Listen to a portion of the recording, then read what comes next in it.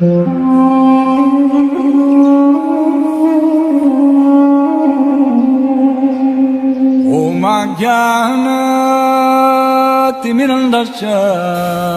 I am stressing. हरे कृष्ण श्रील प्रभुपाद की जय। तो स्कंद 1 अध्याय 13 और श्लोक संख्या 55 1.13.55। तो धृतराष्ट्र को अपनी शुद्ध सत्ता को बुद्धि में संयोजित करके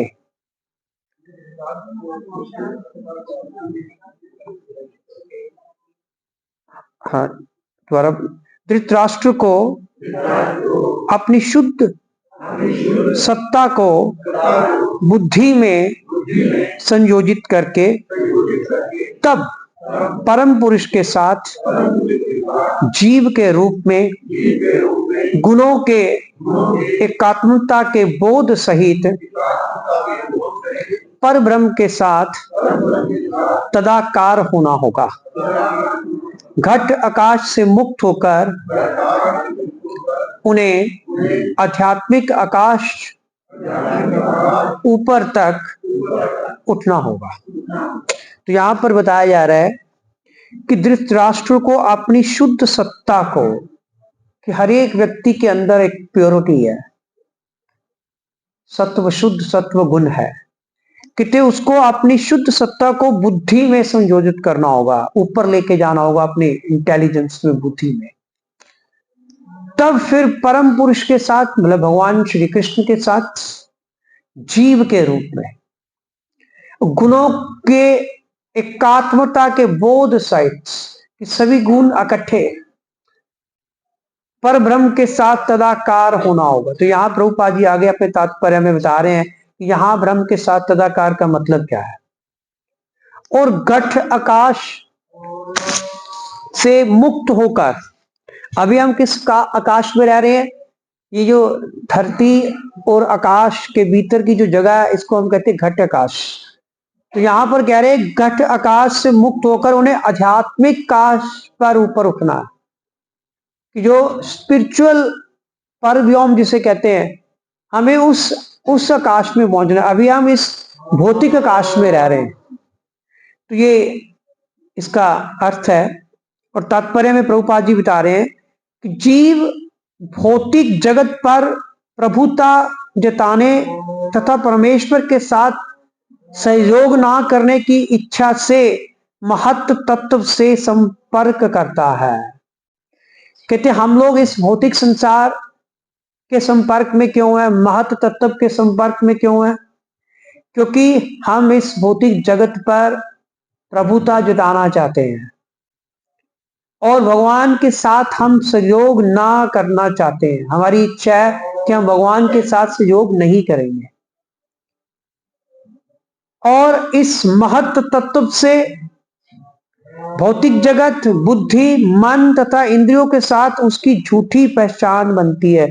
जैसे ही इस महत्व तत्व के संपर्क में आता है, फिर उसकी क्या होती है, इस संसार के साथ अपनी इंद्रियां, अपनी मन, अपनी बुद्धि, अपने शरीर के साथ वो अपनी पहचान बना लेता है, जो कि झूठी पहचान है। महत्व, ये संसार की जितनी सारी चीजें महत्व में आती है, महत्व तत्व। तो कहते कि जब वो महत्व तत्व के संपर्क में आता है, तो वो फिर अपनी झूठी जो पहचान वो बना लेता है। वो कहता है कि मैं तो शरीर हूं, मैं तो मन हूं, मैं तो बुद्धि हूं, मैं तो अहंकार हूं। तो ये चीजें सारी फिर उसमें आ जाती है। इससे उसकी शुद्ध आध्यात्मिक पहचान जो है वो ढक जाती है। जो उसकी शुद्ध पहचान है आध्यात्मिक, क्या है कि हम लोग तो भगवान के शुद्ध, हम स्पिरिट सोल्स है, आत्मा है। We are the part and parcel of Lord Krishna. हम भगवान के अंग हैं। हमारी ये जो शुद्ध पहचान है आत्मा के रूप में कि हम भगवान के दास हैं, वो फिर ढक जाती है।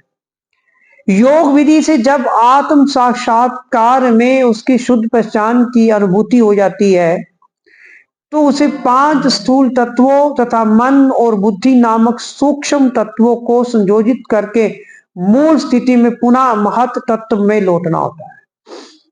फिर वो कहते हैं कि जब उसे आत्म साक्षात्कार का ज्ञान होता है, सेल्फ रियलाइजेशन हो जाती है, फिर वो क्या करता है, वो अपने स्थूल तत्वों तथा मन और बुद्धि नामक सूक्ष्म तत्वों को इकट्ठा करता है, संयोजित करता है। फिर उनको संयोजित करके कहां लेके आता है, अपनी बुद्धि पर। और इस प्रकार वो अपनी फिर मूल स्थिति में वापस जो है वो लौटता है। अभी हम संसार में फंसे हुए हैं, हमारी मूल स्थिति कहाँ है, भगवान की ओर। ये हमारी मूल स्थिति है। इस प्रकार उसे महत तत्व के बंधन से छूटकर परमात्मा में तदाकार होना होता है कि हमें इस संसार को छोड़ के किसके पास जाना है, भगवान के पास जाना है। और दूसरे शब्दों में उसे इसकी अनुभूति करनी होती है कि वह गुणात्मक रूप से परमात्मा से अभिन्न है। कि ये हमें अनुभव होना चाहिए कि हमारे में भी वही गुण है जो भगवान में है, परमात्मा में है। इस तरह से वे अपनी शुद्ध पहचान करके भौतिक आकाश को पार कर सकता है। कि जो भौतिक आकाश में हम बैठे हुए हैं, ठीक है नहीं, ये वाला जो आकाश है, इस धरती से ऊपर जो सारा कुछ आकाश ही है ना, हम इस भौतिक आकाश में फंसे हुए हैं, तभी इसी को पार कर सकते हैं। और इस प्रकार भगवान की दिव्य प्रेमा भक्ति में वो लग जाता है। धृतराष्ट्र ने विदुर तथा भगवान की कृपा से आध्यात्मिक पहचान की ये सर्वोच्च सिद्ध अवस्था प्राप्त कर ली। फिर धृतराष्ट्र ने क्या किया, जिस सर्वोच्च अवस्था की ये बात हो रही है कि आध्यात्मिक आकाश में स्थित होना है, उसको उसने भगवान और विदुर जी की कृपा से प्राप्त कर लिया। विदुर के व्यक्तिगत संपर्क से उन्हें भगवान की कृपा प्राप्त हो सकी। अब बिना भगवान के भक्त के भगवान की कृपा तो मिलती नहीं है, हम तो जानते ही हैं। भक्ति तो मिलती भक्तों की कृपा से है। पैसा, धन दौलत, नेम फेम, ये तो आपको मिल जाएगी अपने कर्मों से, लेकिन भक्ति जो मिलती है, भगवान की जो प्राप्ति होती है, भक्तों की कृपा से और विदुर जी की कृपा से, और उन्हें भगवान की जो कृपा थी वो प्राप्त हो सकी। और जब वे विदुर के उपदेशों का वास्तव में पालन कर रहे थे, पहले तो विदुर जी की बात सुनते ही नहीं थे, क्योंकि उनकी आंखों पे एक चश्मा लगा हुआ था। धृतराष्ट्र जी की वैसे तो अंधे थे, लेकिन उन्होंने अपना दुर्योधन की महत्व आकांक्षा रूपी चश्मा जो है उन्होंने अपनी आंखों पे लगाया हुआ था। तो उन्हें फिर कुछ दिखाई नहीं दे रहा था, कुछ सुन भी नहीं रहा था, विदुर जी की बातें उन्हें अच्छी नहीं लग रही थी। अब वो विदुर जी की बातें उन्हें अच्छी लग रही है, अब वो उनका पालन भी कर रहे हैं। तब भगवान ने सिद्ध अवस्था प्राप्त करने पर फिर उनकी सहायता की।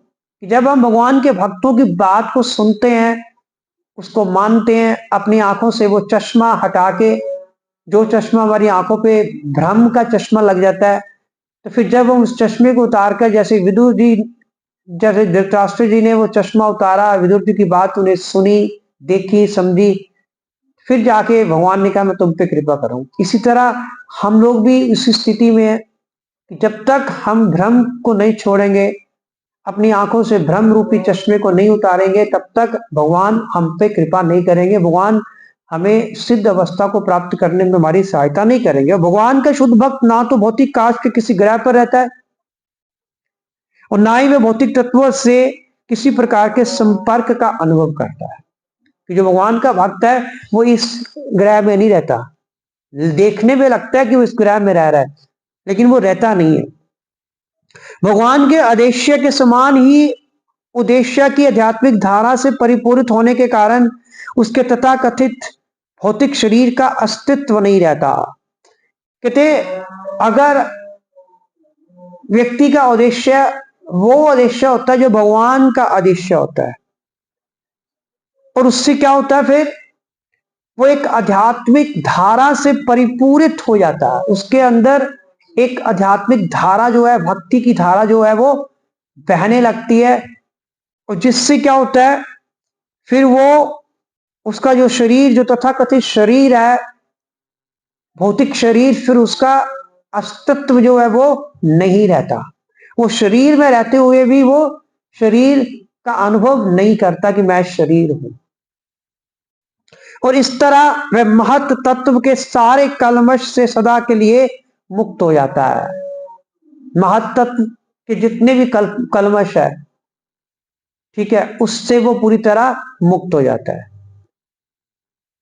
और वह सदैव आध्यात्मिक आकाश में रहता है, जिसे वह अपनी भक्तिमय सेवा के प्रभाव से 7 भौतिक आवरणों को भेद कर प्राप्त करता है। कि हमें जो वैदिक आध्यात्मिक आकाश में अगर जाना है, जहां भगवान का धाम है वैकुंठ धाम, उससे ऊपर फिर गोलोक वृंदावन धाम, उस तक पहुंचने के लिए हमें 7 भौतिक आवरणों को भेदना पड़ता है। 7 पर्दे हैं, आवरण मीन पर्दे, दरवाजे, फिर उनको भेद कर, उनको तोड़कर, उनमें छेद करके फिर हमें उनमें से आगे निकलना पड़ता है, तब जाके हम भगवान के धाम पहुंचते हैं। और बद्धजीव इन आवरणों के भीतर रहते हैं। हम लोग कहाँ हैं? हम लोग इन आवरण इधर की साइड के है, हम इधर रह रहे हैं। उस तरफ भगवान का धाम है, इस तरफ हम रह रहे हैं, तो बीच में 7 जो है वो आवरण है। जबकि मुक्त जीव इनसे परे होते हैं। मुक्त जीव जो है उधर रहते हैं दूसरी तरफ। हरे कृष्णा। शिला प्रभुपाद की जय।